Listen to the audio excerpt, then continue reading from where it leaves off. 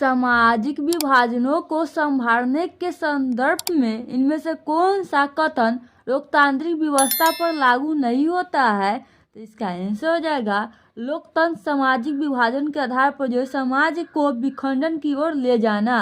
निम्नलिखित व्यक्तियों में कौन लोकतंत्र में रंग भेद के विरोधी नहीं थे? तो जेड गुड्डी जो है लोकतंत्र में रंग भेद के विरोधी नहीं थे। निम्नलिखित का मिलान करें तो पाकिस्तान का होता है इस्लाम और हिंदुस्तान का धर्मनिरपेक्ष और इंग्लैंड का है प्रोटेस्टेंट। और जब हम लैंगिक विभाजन की बात करते हैं तो हमारा अभिप्राय होता है कि समाज द्वारा स्त्री और पुरुषों की दी गई असमान भूमिका और भारत में औरतों के लिए जो है रक्षण की व्यवस्था किस संस्था में है? तो पंचायती राज व्यवस्था में है।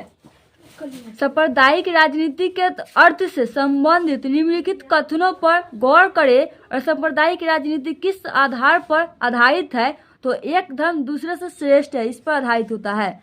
और भारतीय संविधान के बारे में कौन सा कथन गलत है? तो यह एक धर्म को राजकीय धर्म बनाता है। ये वाला गलत है कि ये एक धर्म को जो है राजकीय धर्म बनाता है, ये कथन जो है गलत है।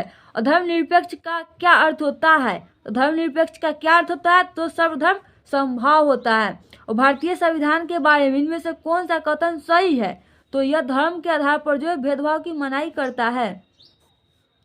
सांप्रदायिक राजनीति आधारित होती है धर्म पर।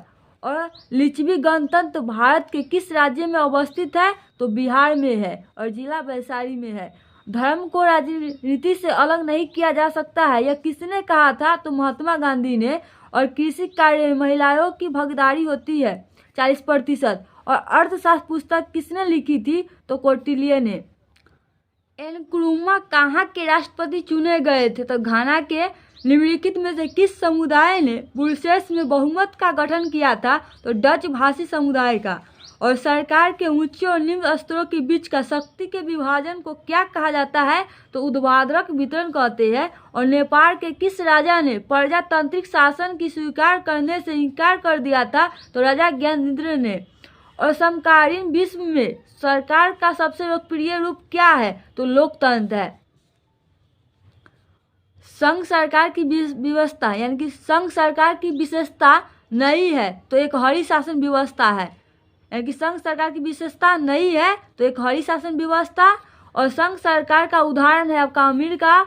और भारत में संघ एवं राज्यों के बीच अधिकारों का विभाजन कितनी सूचियों में होती है? तो 3, संघीय सूची और राज्य सूची और समृद्धि सूची में होता है।